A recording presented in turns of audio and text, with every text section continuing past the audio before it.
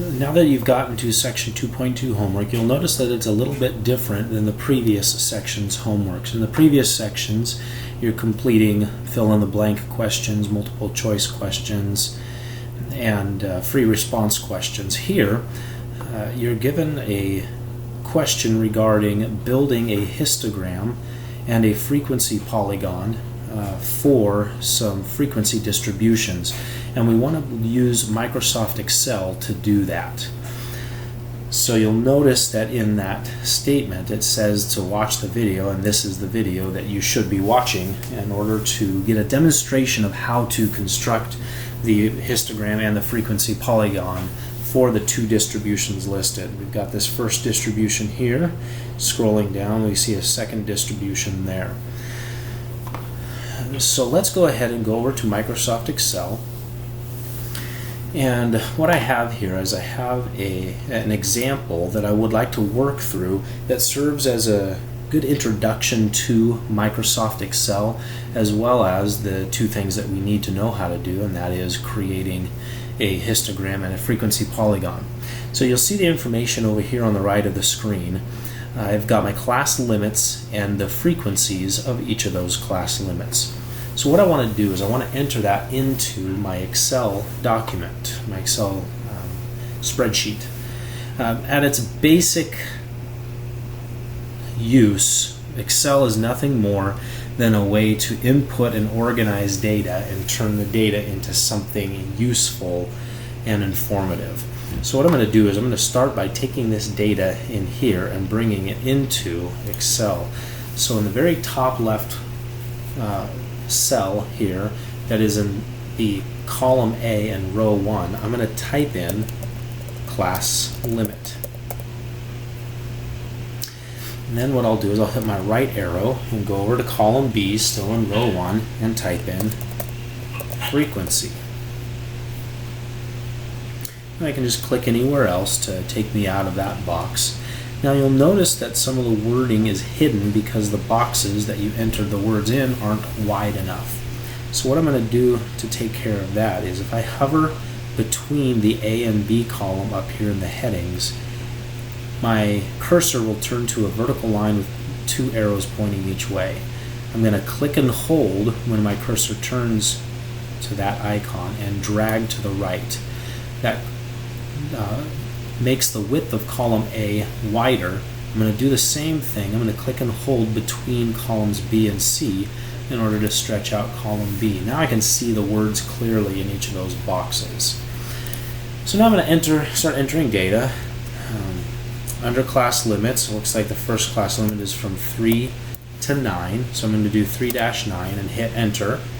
But what you'll notice is Excel automatically interpreted that as a date, the 9th of March.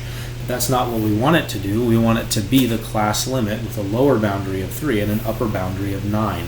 So we need to get Excel to look at it differently. We need to get Excel to look at it differently. So to do that, what I'm going to do is I'm going to go back up to this cell that I put my data in, and up here under the Home tab along the top in the Numbers section, you'll notice a box here where it says Custom. What I'm going to do is I'm going to click on the arrow next to that, and I'm going to go all the way down to, I have to scroll down on there, and I'll go all the way down to the option that says Text. I'm going to click on that. Now it does some interesting things there, so I'm going to have to delete that out and re-enter 3-9. Notice when I hit enter again, it leaves it as 3-9. It just takes in the text that I put and leaves it, doesn't mess around with it at all. So what I need to do, you'll notice when I came down to this next cell, it switched back to general. So what I'm going to do is I'm going to click on the A column to highlight that whole column, and I'm going to convert that whole column to interpret everything that I enter into it as text. So same thing, click the right arrow in that drop down box and hit text. Nothing happens over here because I haven't entered anything in, but now everything that I put in here will be interpreted as text.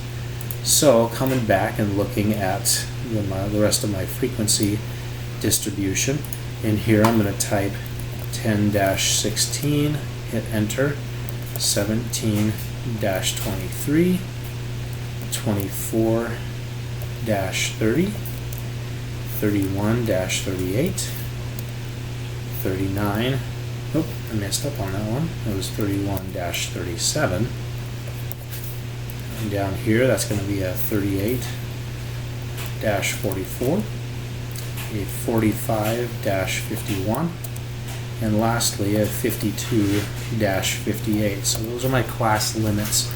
Under frequency, it looks like there are 3 numbers in my data that fit in the class 3 to 9. The next frequency is 5, so there's 5 data points that fit in the class limit from 10 to 16. If you can't remember what class limits and frequencies are, please reference the other sections in Chapter 2 that deal with those chapters that you should have just gotten done with. So I'm going to go ahead and enter in the rest of the frequencies. That's going to be an 8, a 13, looks like the next is 15, and then back down to 14, 5, and 2. So I've taken all of the data in my frequency distribution and I've placed it in Excel. So now it's time to use that data to create the 2 things that you were instructed to create, a histogram and a frequency polygon. Let's start with a histogram. So with anything, any cell highlighted, we're going to come up here to our Insert tab and select the Insert tab, and it reveals a lot more options that didn't exist in the Home tab. And what I'm going to do is I'm going to come over here to an option that has a drop-down menu that looks like what's called a bar chart. There's several bars side by side. I'm going to drop that down and I'm going to select the very first option. And you'll see that it just opens up a new box on top of the spreadsheet and nothing is in it because it doesn't know what to use. So when I do that, a couple more tabs appear underneath a heading of Chart Tools. Design is the tab that's selected, and you'll notice in this Design tab we see this option to select data. So I'm going to select that option and it opens up this dialog box where I can input the data that I want to use. What I'd like to do first, you'll notice here that it says legend entries and horizontal category axis labels. What we're going to do is we're going to first input some legend entries. What we're going to put for legend entries, notice when I click add, it opens up yet another dialog box. I'm not going to put anything in for series name, but down here I'm going to highlight and delete what is present in series values, and then with the cursor in that box blinking, I'm going to come over here, click and hold the left mouse button down on my first frequency value and drag all the way down to select all my frequencies, and then I'm going to let up on my left hand, on my left mouse button. And you can see it immediately updates, and you can see that it creates columns the height of each of the values of the frequencies. I'm going to select OK. Now it automatically labeled each column as 1, 2, 3, 4, 5, 6, 7, and 8. I don't want those labels labels on those columns. I want my class limits on those columns so that I can see how much is in each class limit. So you'll notice when I added these legend entries, it also created those 1, 2, 3, 4, 5, 6, 7, and 8 labels. I'm going to edit those. So instead of using that, it opens a dialog box similar to the one we just saw that says Axis Label Range. The cursor is already blinking in the box, so I'm going to come over, same thing, click and hold on my top class limit, drag down, and let go. Again, you'll notice it automatically updates, and now every column in my histogram has the appropriate class limits showing what each bar represents. I'm going to click OK to finish that. I've got everything in there that I need now, so I'm going to hit OK again. Now there's a couple things about this chart that we need to adjust to match what a histogram should look like. In a histogram, there should be no gap between each of the bars. So we need to adjust that. Here's how we're going to do that. I'm going to click on any one of the bars, and you'll notice that the bars highlight. I'm then going to right click on the bar.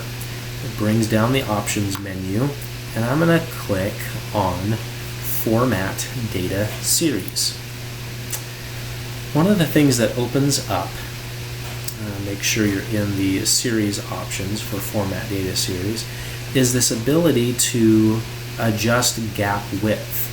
I want to take and adjust my gap width all the way down to 0 so that there's no distance between each of the bars. You can see over here on the left it automatically updates.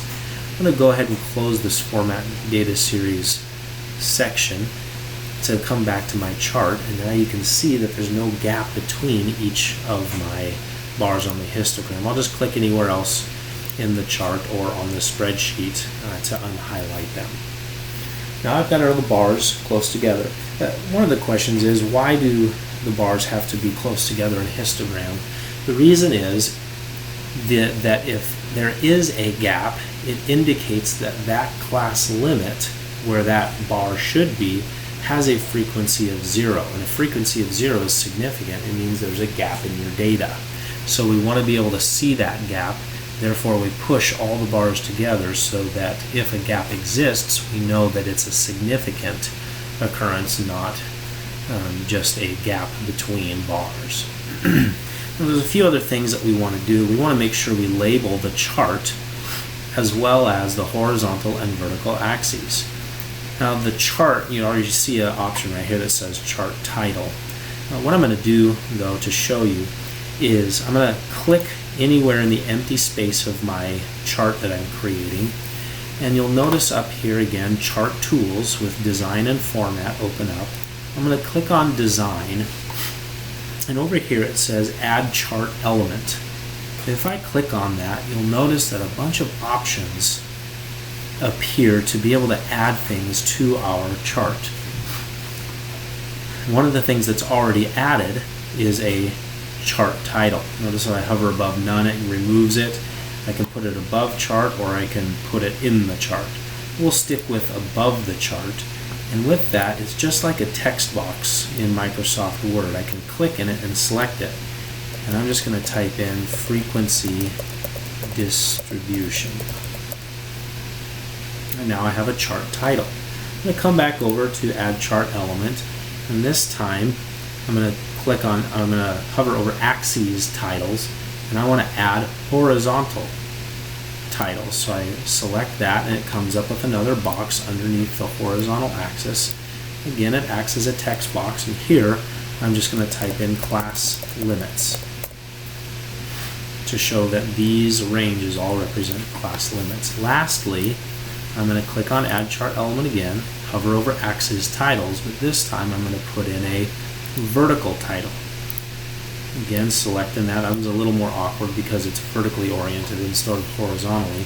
And here I'm going to type in frequency to show that this vertical axis represents the frequency, or how many data points fit into each of these class limits. We now have a really good looking chart of a histogram of our frequency distribution with horizontal and vertical labels and a chart title. Now, one of the things that you're going to want to do with this is you're going to want to take this chart and put it in a Microsoft Word document that you're going to submit. So I'm going to open up a new Microsoft Word document.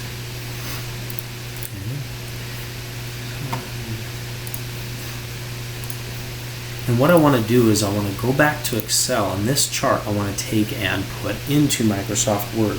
So what I'm going to do is click anywhere in the open space in the chart so that the whole chart gets highlighted, not an individual piece of the chart.